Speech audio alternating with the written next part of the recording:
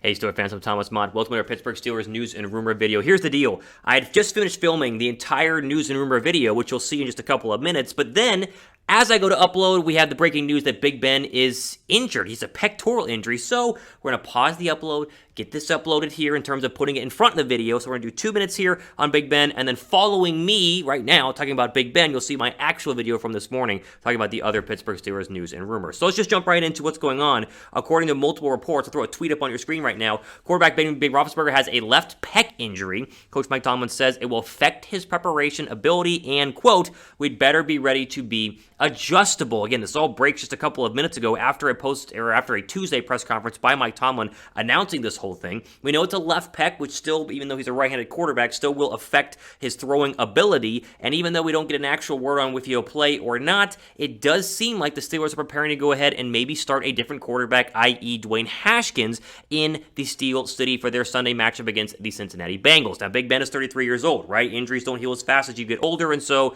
if this is serious, is it going to be 1 week, 2 week, 5 weeks, 6 weeks? We really don't know. We don't have a lot of details on this. All we know that it is a pec injury, and they are preparing as if, he might miss this game. Now, again, I'm not going to panic here. I'm not going to freak out because this is why you signed Dwayne Haskins. Like, there was a reason why you brought Haskins in. You could have kept Mason Rudolph, but Haskins, I think, gives them a better chance to go ahead and win. And it was very clear during the preseason, as we talked about a lot here on the channel, that Dwayne Haskins was the better quarterback. So I would expect if, and again, still an if, we'll keep you updated on this, but if Big Ben is not able to go, I think Dwayne Haskins should start and will start against the Cincinnati Bengals. Thankfully, it is Cincinnati. It's not like you're playing, Baltimore this week, you're playing Kansas City this week, or some other great team in the AFC, and so I think Haskins will be just fine, but this is, a big developing story that just broke literally a minute ago, and so we wanted to jump on here and give you the quick update. It's a left pec injury. I'm sure there'll be more updates in the coming days here as we find out if Big Ben is going to be able to play on Sunday when they go ahead and take on the division rival, but albeit a lesser team in the Cincinnati Bengals. What is your concern level over the injury right now? Scale 1 to 10. I don't even know where to put this because we just don't know if this is going to be a significant injury. I mean, the only thing we have to compare this to is that Brandon Brooks, who's an Eagles guard, has a pec injury, and he's going to miss at least 3 to 4 weeks. And so maybe that's the time frame. Like, I really don't know what to make of this. So give me your concern level over the injury, scale 1 to 10, down below right now in the comments section. Now, we're going to go roll into the official video, the original video. So the rest of the other injury updates on TJ Watt, another discussion on Big Ben Roethlisberger, and the Trey Turner suspension possibility is all coming up next here on our original video. Hey, Steelers fans, I'm Thomas Mott. Welcome into our Pittsburgh Steelers news and rumor video, jumping in here on a Thursday. Before we jump into the latest TJ Watt injury news, be sure to get in on our mailbag video coming up later this week. Me or Megan are going to go ahead and answer your questions. Hashtag Steelers down below in the comments section. You guys know the drill. If you want to ask any sort of question regarding week 3 against the Bengals, or maybe looking back to week 2, or just anything in general, go down below, hashtag Steelers. But the kicker is you have to be subscribed, so go down below. Make sure you guys are subscribed to the channel.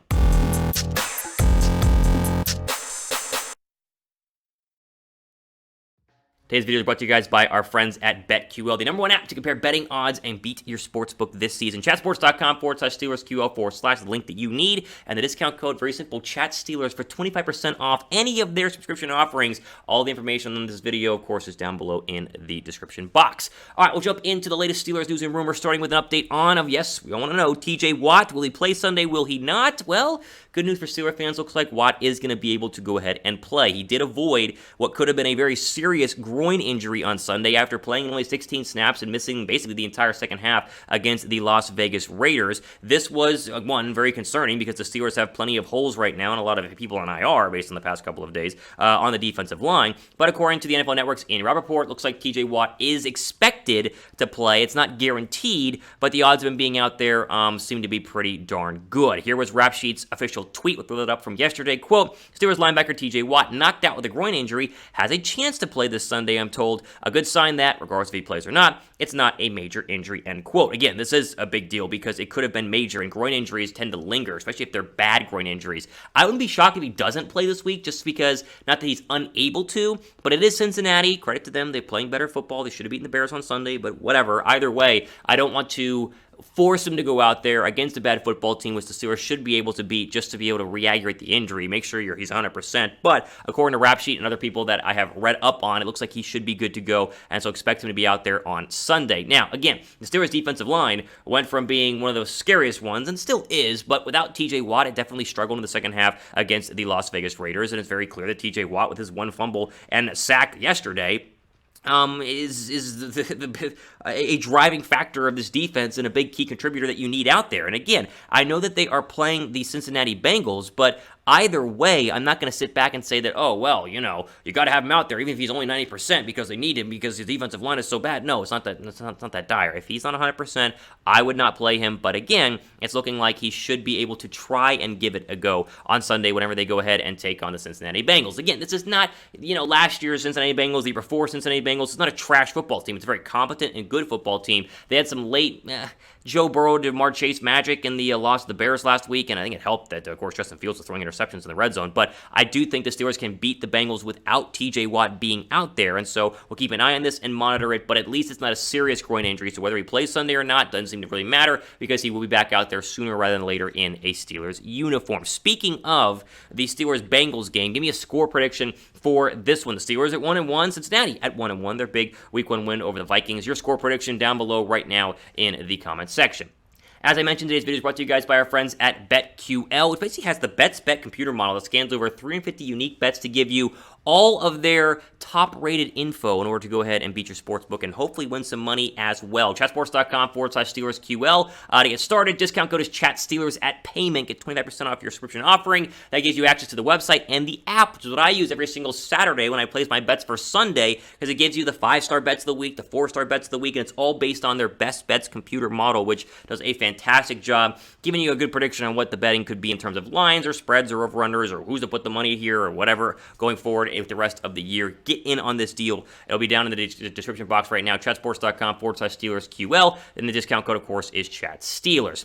So I was watching First Take yesterday, and I couldn't help but, of course, keep watching because I don't watch a lot of First Take, but they started talking about the Steelers and their loss to the Raiders, and they were asking Stephen A. Smith, who's a self-proclaimed Steelers fan, how he feels about benching Ben Roethlisberger, because Keyshawn Johnson mentioned that might need to happen, and Ryan Clark, former Steeler, mentioned that it might need to happen, but thankfully, Stephen A. Smith had some sense of reality and pushed back on the notion of benching Big Ben, which I've seen a lot on Twitter as well after what was not a terrible Week 1 game, or Week 2 game, I should mention, but also, not the best start overall for Big Ben. I mean, last 6 games, the completion percentage is down 61%, but the touchdowns are still up. The interceptions have been an issue, but I don't think they've been playing necessarily that bad, and yet it's amazing how quickly Steeler Nation, or some of you guys, not all of you guys, because there are a lot of level-headed Steeler fans out there, but a lot of people have freaked out about Big Ben struggling. Here was Stephen A. Smith, though, I think saying exactly what all of us are thinking in terms of what the real problems are on the offense. We'll throw it up on the screen. Quote, "I'm worried about my Pittsburgh Steelers. I ain't going to lie. I'm very, very worried about it, but it's not because of Ben. It's because of their offensive line, their inability to run block, the fact that they have the second worst rushing attack in football yet again.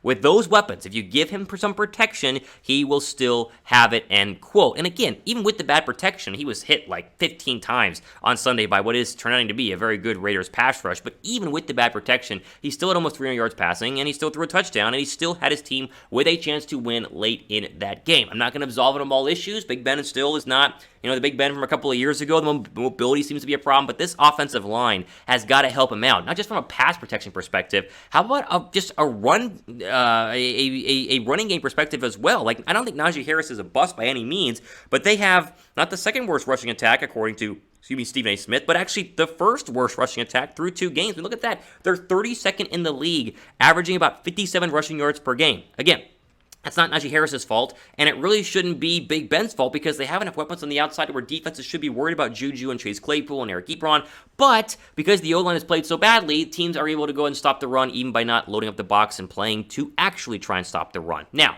the good news is, on the list, you see the Raiders are up there, the Bucs are up there, the Chiefs, the Packers, these are all good football teams, and so we're not going to freak out and say, oh, well, they're in a lot of trouble with what's going on in terms of the rushing attack. However, I will say this Steelers offensive line has got to play a lot better. They have got to improve. And I don't know if it's going to be, just more reps together. Whatever it is, they have been struggling a little bit too much. And I think the blame on Big Ben is a little bit unfair due to the fact that he is just running for his life back there and yet still keeping his team in games overall. Let me ask you guys this. What is the Steelers' biggest problem on offense? I want your thoughts down below right now. Is it the offensive line? Is it Big Ben? Is it the rushing attack? Is it something else? Give me your thoughts down below right now in the comment section. Before we go ahead and get into our final 2 bits of news and rumors here on the show, I'm going to give you a quick shout out to our friends at BetMGM and your chance to go ahead and get a free year of the BetQL service we talked about a little bit earlier on in this video. So go to chatsports.com/SteelersMGM, create your betting account with BetMGM, deposit $10 into your betting account, bet the $10, then you receive a free year of BetQL within 24 hours of your wager settling. So all the great best bets computer software and all the great insight can be free if you sign up with our friends at BetMGM. You'll see all the links down below right now in the description box. Okay, I want to go and jump into quickly the Trey Turner suspension update, because remember, Trey Turner was a bad boy on Sunday whenever he spit in the face of a Raider player and got a 15-yard penalty. Like, goodness gracious. And the offensive line was playing bad. How about this? They're just getting whooped so bad that Trey Turner had to spit on somebody. Did get the 15-yard penalty. Again, bad look, doesn't look good. Like, come on, let's be an adult. Either way, the NFL is currently reviewing the play for a possible fine, but according to Tom Pelissero, he's not expected to be suspended, which to me is somewhat of a surprise because that's kind of a big deal when you openly, not, kind of casually, but openly spit on an opposing player right in front of a ref. Here was Tom Pelissero's tweet when asked about the odds of him being suspended. Quote, no suspensions are expected for Rams linebacker Kenny Young, or Steelers offensive lineman Trey Turner, who were both ejected from game Sunday. I'm told both were reviewed for possible fines. Here's my thought on all this, right? The ejection was correct. The penalty was correct. Can Trey Turner just focus on blocking people? Like, I know they probably said something, he spit on his face, and he's been annoying you the entire game. Like, we don't understand what's actually going on inside the trenches, but let's not focus on getting even with the player by spitting on their faces. Let's focus on actually getting even with a player by beating him in run blocking. Or maybe, how about pass protecting well? It was a rough day for the entire Steelers offensive line. Like, it's frustrating that we have to talk about a possible suspension because if Trey Turner gets suspended, which, again, probably not going to happen, that makes the Steelers offensive line even worse than it already is. So, not a good look. Not a good look for what is a veteran, not a young player. It's not only a hot-headed player, it's a level-headed player, but Trey Turner has got to be better. And listen, the entire offensive line has got to be better. And it's frustrating because I think the Steelers can be a very good football team if the O-line starts playing a little bit better. And if you guys agree, drop a like down below for the O-line because they have got to play better. And so Trey Turner spitting in someone's face is not necessarily going to help in any means, but at least he's not going to hurt his team by being out on Sunday because the suspension seems to be unlikely. Okay, quickly here, I want to get into some pass rusher news. There was an update via Aditi, I think that's how you say her name, on Twitter in terms of potentially signing a pass rusher to add to the practice squad. We'll quickly throw that up on your screen right now. Quote, pass rusher Taco Charlton is currently in Pittsburgh undergoing a physical. If all goes well, a person involved in the process telling the Steelers will sign him to their practice squad. And of course, you remember Taco Charlton. He was one of the first-round draft picks from Dallas back in 2017. Played for Kansas City last year, but really hasn't done anything. He's played like 4 games. Sorry, I think he signed with the Steelers. It'll be his 4th team in as many years, and so he's never turned out to actually be worthy of the first overall draft pick. But this is a good depth move for the Steelers because you're not signed with the active roster. You bring him to the practice squad, and if he proves himself worthy, then you go ahead and call him up with all the issues and all the injuries they've had on the defensive line. And now with potentially, again, we talked about it earlier, not for sure, but potentially TJ Watt having a groin injury, maybe sitting out on Sunday, this is a good move for the Steelers overall. But I don't want people to think this is like, oh, we're going to steal away a first-round draft pick and you'll eventually play like a first-round draft pick. No, he's had his chances with multiple teams. This will be his 4th team that they sign him. But it is newsworthy, so I want to jump on here and mention Taco Charlton. Potentially, not officially yet, but should be being signed over the next couple of days to the Steelers practice squad. All right, all time for today here on our Pittsburgh Steelers news and rumor video. Plenty more videos coming up by me and Megan, the 2 hosts here on the channel, a little bit later on this week. So make sure you guys are subscribed to the channel. That way you can stay up to date on everything happening with your 1-1 now Pittsburgh Steelers. Bengals coming up on Sunday. I'll talk more about that coming up in a later video. I'm Thomas Mott signing off. You guys stay safe out there and enjoy the rest of your day and your week, and just hopefully enjoy a fun Steeler victory coming up on Sunday. We'll talk more about it, but a fun, nice Steeler victory is what we're all looking forward to, so I'm pumped for that. Hopefully the Steelers can go ahead and get back on track. Again, I'm Thomas signing off for the rest of your day.